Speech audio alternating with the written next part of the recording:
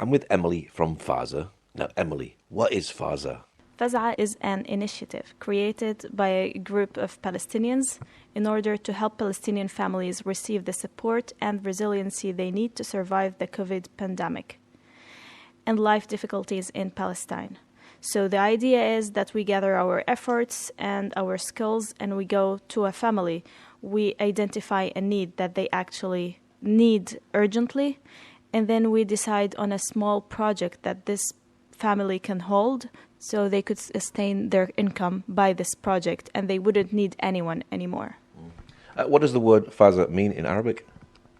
So the project's name, Fazaa, is inspired from a positive habit that is common in the Palestinian society where relatives and friends accelerate to help in harvesting, in picking olives, in preparing weddings without being asked to help.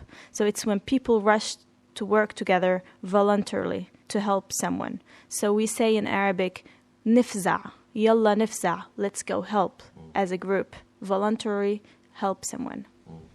And when was this organization started and why was it started? Was it specifically set up just for the COVID-19 pandemic? So I myself has been unemployed for 10 months now. A lot of people have been unemployed since last March, since the COVID pandemic have started all over the world.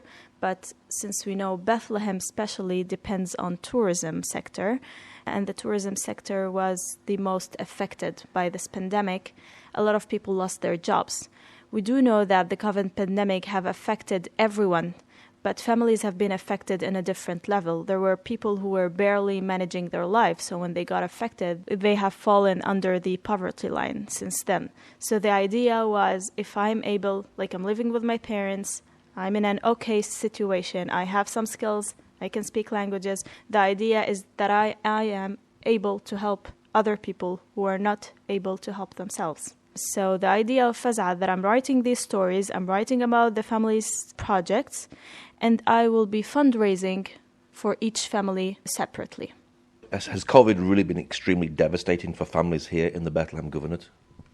Yes, because now they have two kind of burdens. They have the burden of the COVID pandemic, and they have the burden of the occupation. So struggling from one, now they're struggling from two, and they are barely getting their daily bread.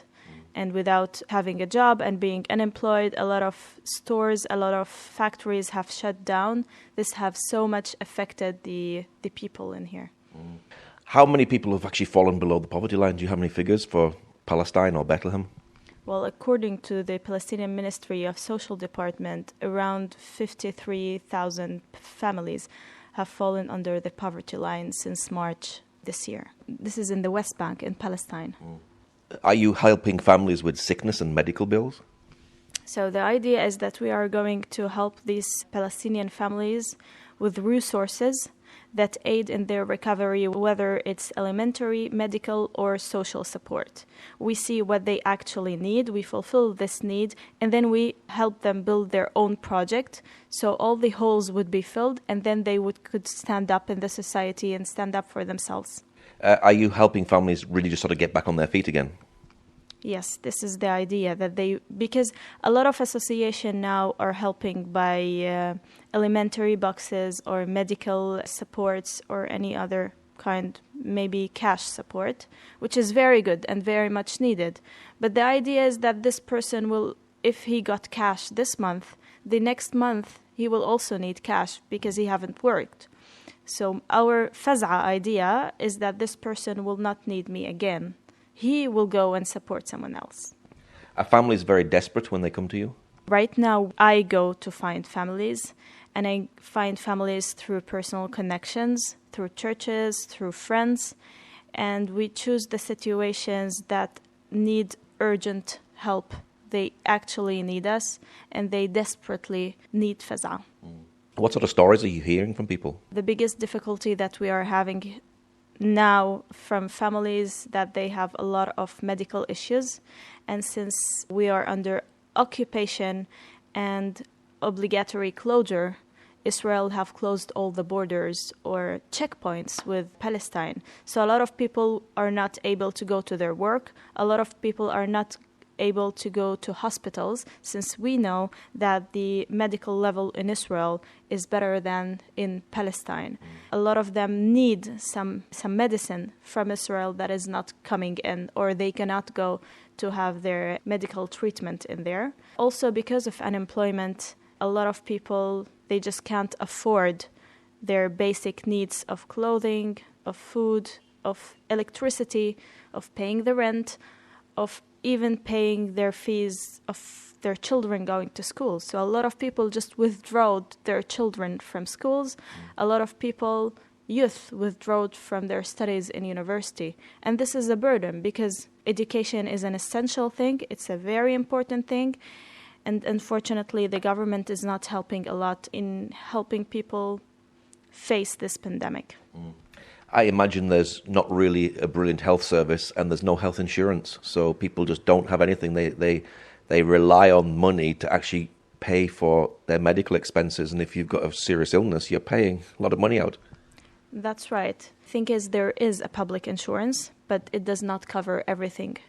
It's very strict and it's very limited. So people are obligated to go beyond this medical insurance. Just for an example, a poor family that needs to go do a dialysis for one member of the family, they live in a village, not in the city. So they need to take transportation from the village to the city. So the insurance covers their medical treatment, but they actually do not have the money for the transportation from the village to the city to go to the hospital. So they have to wait the generous donations of people in their village. So they are always waiting something from someone.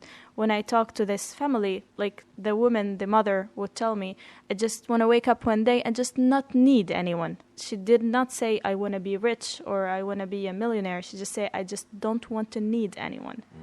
So being in need always is also a psychological burden on the person. Do people come back to you and say how much you've helped them? In Fezza, we are still a startup project. We started in October, and we launched the campaign of gathering donations for each family for their mini project. So technically, we haven't helped anyone yet, but people are hoping, and we are hoping. We're contacting people. We're trying to diffuse Fazaa on Facebook, on our website, sending emails, and doing interviews, so we could tell people all over the world that their brothers and sisters in Palestine actually need them. And it's very simple. We're not asking for big amounts. When you donate the amount of 2 ice creams or just a meal that you haven't had today in the restaurant, that's enough for us. Any penny can help us. So basically, you're hearing the stories of the difficulties that families are here in Bethlehem, and you're responding to it. This is the thing. I'm not only in Bethlehem. The stories that I have are from all over Palestine, because we're not focused on one category or only one place of people. Wherever there is a call, wherever there is a family who needs us, we go. We Fezza Nifsa. And this is the concept of Fezza Nifsa. We go for people. We find them. Have families had to change their jobs during this time? So maybe one person's been in tourism and now has had to change jobs to something completely different? Everyone had to change everyone who was in tourism, they had to change their working sector. A lot of them work on a taxi as a driver. A lot of them work in a service in the restaurants, although this sector was also affected because restaurants who received a lot of tourists, they cannot provide as much jobs as they used before. I want to give you more options of employment, but people like myself and people around me are currently unemployed. So not all of them found opportunity of employment. And we cannot forget that a lot of Palestinians have went to work in constructions in Israel because currently this is the only option they have. And it pays well, so they want to live. So what were you doing before the pandemic? Before the pandemic, I was a tour guide. I also have a master's in public policies and political action. And I used to be a proposal writer and fundraising as a freelance.